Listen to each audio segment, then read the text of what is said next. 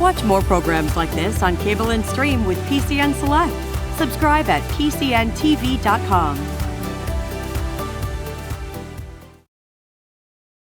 This program has been paid for by the sponsor and does not reflect the views of PCN.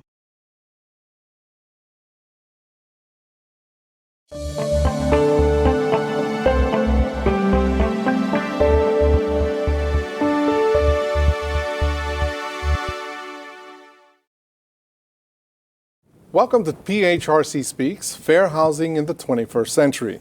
I'm your host, Adrian Garcia, Director of Fair Housing and Commercial Property for the Pennsylvania Human Relations Commission. We start this season with a renewed commitment to explore timely, fair housing issues, ideas, and partnerships as the Commonwealth works to expand housing access opportunities for all Pennsylvanians. We will accomplish this through the featured interviews of the many voices that represent housing advocates, providers, funders, lenders, and municipal and state officials who believe that the denial of housing accommodations because of discrimination threatens the peace, health, safety, and general welfare of the Commonwealth and its inhabitants. We are joined today by Grace Dunigan, Director of the Intergovernmental Affairs and Mediation with the Pennsylvania Human Relations Commission. Director Dunigan directs the policy and legislative efforts of the Commission to build a more fair and equitable Pennsylvania. Additionally, she oversees the Mediation Division for the PHRC.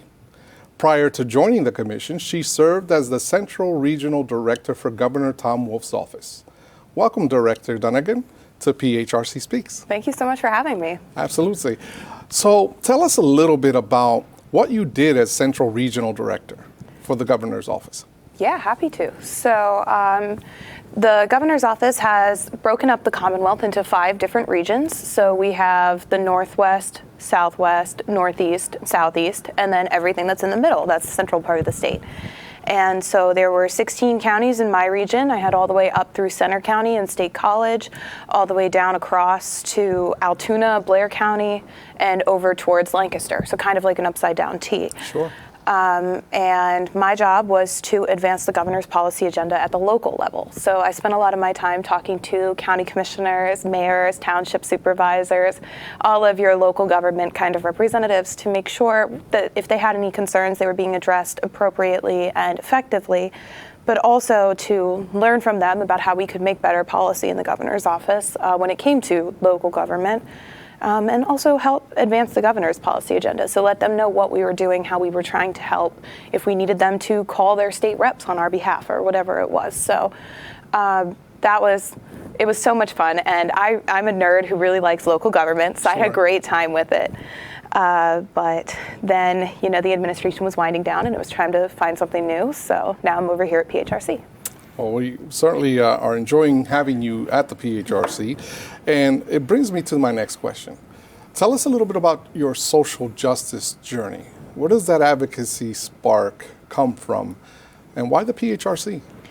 So I was raised in a very conservative Christian culture where you are taught to treat your neighbor as you would treat yourself, love your neighbor as yourself. And I took that a little bit far and decided to start a career in politics so that I could help people.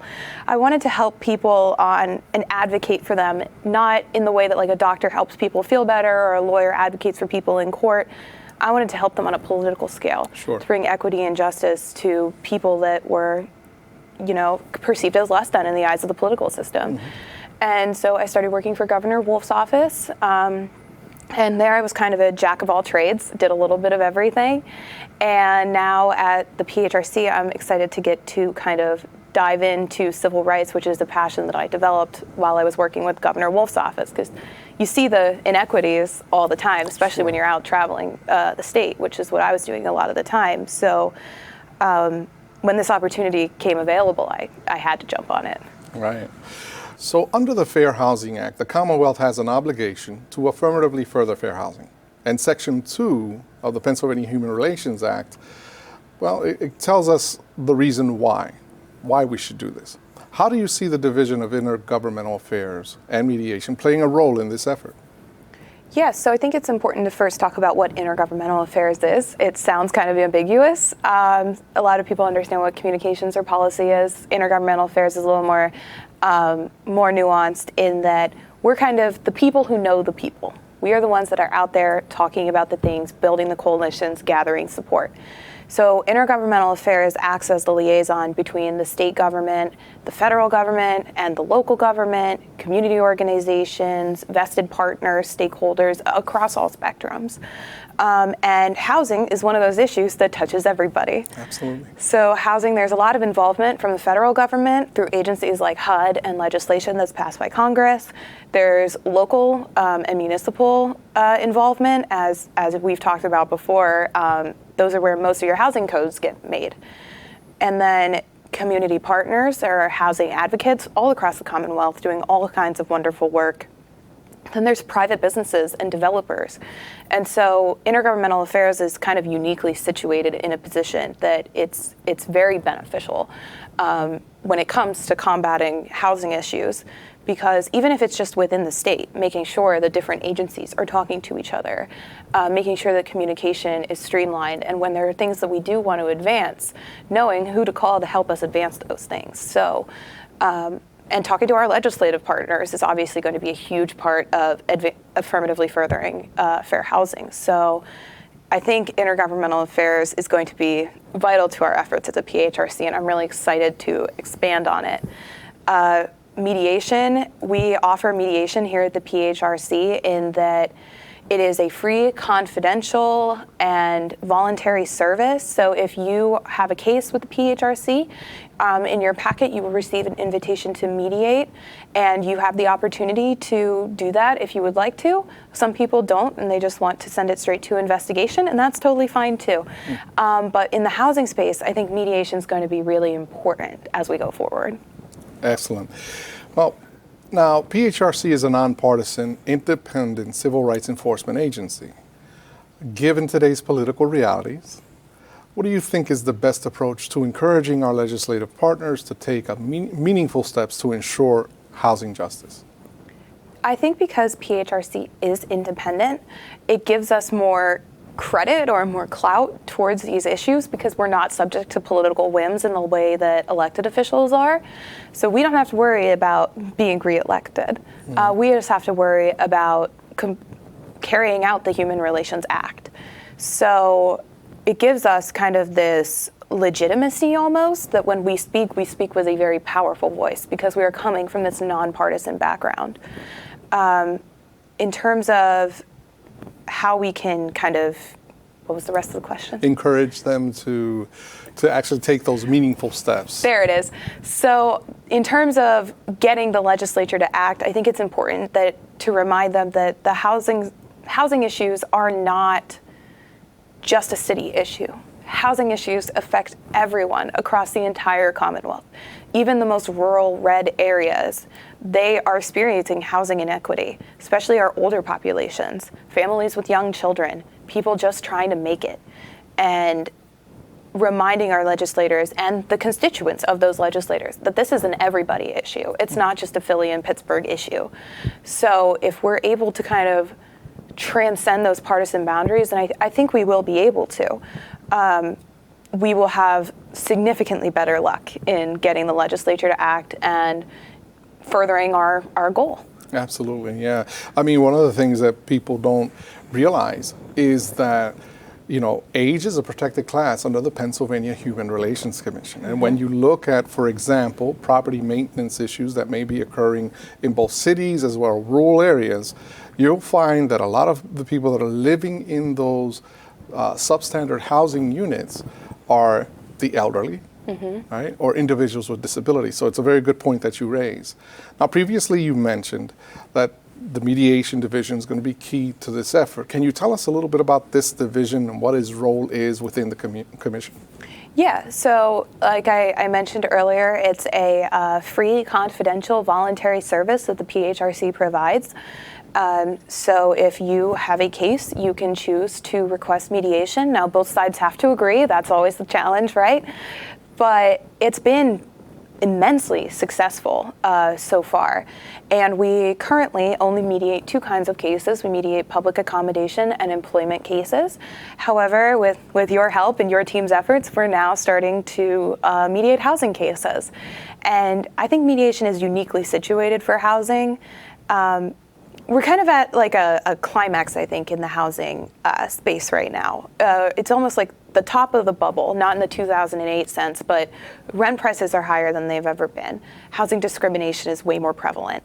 And landlords are exploiting the current laws that are in place. And so we've seen an uptick in these. And housing is also kind of one of those very personal issues. It's almost like an intimate issue. And since mediation is confidential and unbiased completely, we're just there to hopefully get both sides to come to an amicable resolution. I think it's going to be really, really successful in the housing space because you're not appealing in front of a judge. You're appealing in front of a mediator who's just there to listen. Yeah, and one of the basic differences for our viewers is that we have those two processes. We have the mediation process, which is completely independent, has nothing to do with a ongoing investigation. As a matter of fact, the investigation would stop so that the mediation can occur. Whereas a conciliation, well, that's part of the investigation. That's the effort that we try to try and just kind of settle the case if we can find both willing parties. And so tell us a little bit about what you have found. This is a new role for you under mediation. What have you found so far in terms of your team, success rates, those kinds of things? Yeah, so we have a really small team. It is me at the head of the team, and then we have two mediators. And with just the two of them, we have a 78% success rate since our inception in 2020. And we have settled over $4 million worth of economic settlements. We just got the October report, so I just saw that number, and that's incredible. For two people, for a small division, for the PHRC to settle over $4 million worth of claims. That's $4 million worth of claims that would have clogged up court time. Those are $4 million worth of claims that would have lagged up a lot of attorney's fees for these claimants. So it's a really valuable resource, and it's been immensely successful. And so I'm going to drop back a little bit as we have some time yet. I'm going to drop by and ask regarding the past. Even though we are nonpartisan, we pay attention to the landscape when we talk about legislative advocacy on housing issues. So how do you perceive this? I mean, knowing what the political realities are, and currently we stand at a virtual tie, right?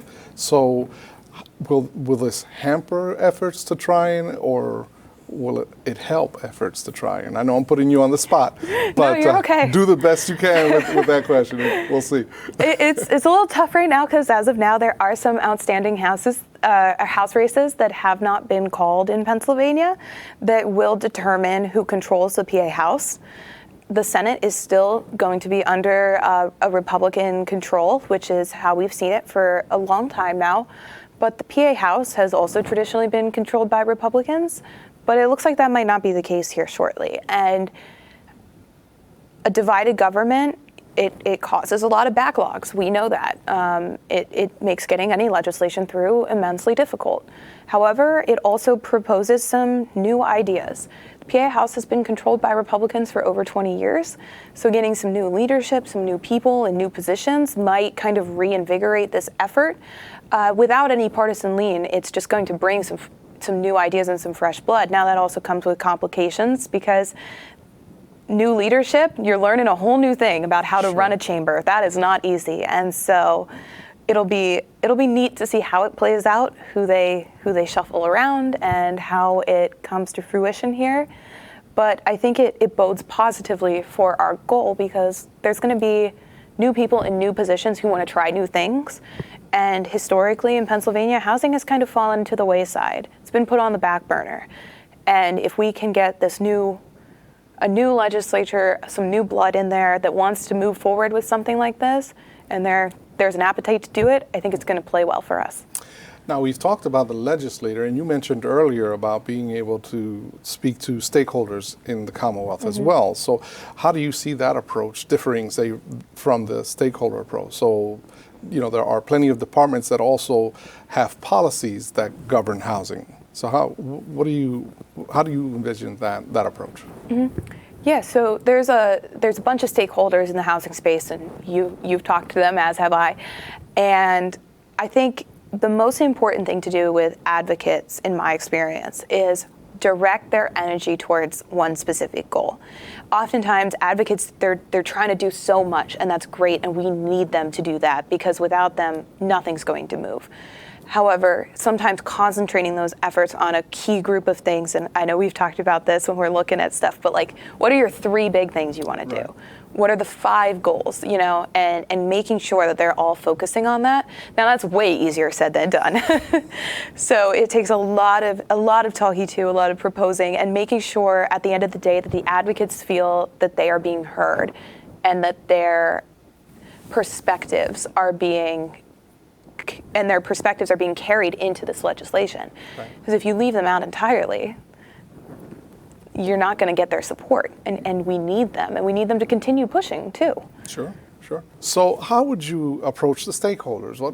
What's your perspective on that? If you look, because you're looking at it from a very, very valuable perspective, which is fresh eyes, and at the same time, you bring a lot of that collaborative building muscle from your past experience. So I'm interested in knowing what your approach might be as you move forward. For sure, yeah. So I think it's going to depend who we're talking to. But it also depends where the stakeholder is coming from too. So community activists and community organizations, we're going to have to approach completely differently than how we're talking to local governments, because our local governments are a stakeholder too. So when you're talking to activists, the most important thing is making sure that not only that they feel heard, but that they are heard and their perspectives are considered and make it into kind of the final recommendation. Local government, they're in it for the same reason that we are. They just want to do better for their community. One of the things that I learned the most in my last role is that local government is underpaid and underappreciated.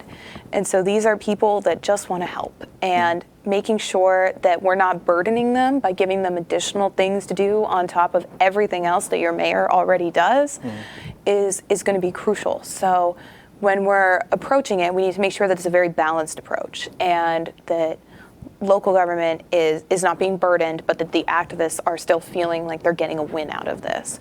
And then we also have to make sure, you have to consider the burden on the state too. That we don't overburden PHRC and give ourselves more work. Right. Or that we don't throw a new program on the Department of Human Services that already administers hundreds of programs across the Commonwealth. So however it shakes out, it's a very multifaceted approach, and it's made better by the input from these groups, because if they don't tell us what they're looking for, we don't know how to help them. And keeping the dialogue open, keeping the conversation flowing between us who are trying to get some stuff done and the people on the ground that are doing the work is going to be mission critical. For the viewers of this program, they might be wondering, well, is there a role I play in this whole thing? Do you see a role for the viewers as we move through this? Is there a way that they can self-advocate? Absolutely. Go to your township meeting. I know you would love to do almost anything else on a Thursday night, but go to your township meeting. Share your concerns. Start on the ground. You can make the most change in your community at the local level, and I maintain that.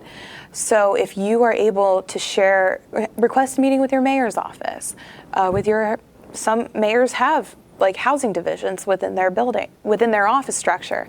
And I'm sure they would be happy to talk to you and hear your concerns. So start there, start talking to them, see what you can do from their perspective as an average citizen, and then look in, Facebook is a great resource. Look and see if there are any community groups that have beliefs that align with yours, and connect with them, meet like-minded people, and then you can kind of grow your coalition from the very beginning and from the start. That's why they call it grassroots organizing, and it's been proven that it works. So start small, do what you can. Yeah, I mean, if they approach in the way that you're saying, that you're suggesting, they can also take that social media platform, share what they've learned, tag everyone that was there if they can. So I can see that working pretty well. Well, I want to thank you for being part of our show today and for sharing your expertise. I look forward to working with you in this space where we try to move the needle forward on housing justice as we move forward. And to my audience, thank you so much for the viewers that are also viewing this program and for tuning in. If you believe that you've been a victim of discrimination in a housing transaction, or for more information about your housing rights, you can call us at 717-787-4410. And you can also visit our social media platforms for more information about upcoming events throughout the Commonwealth.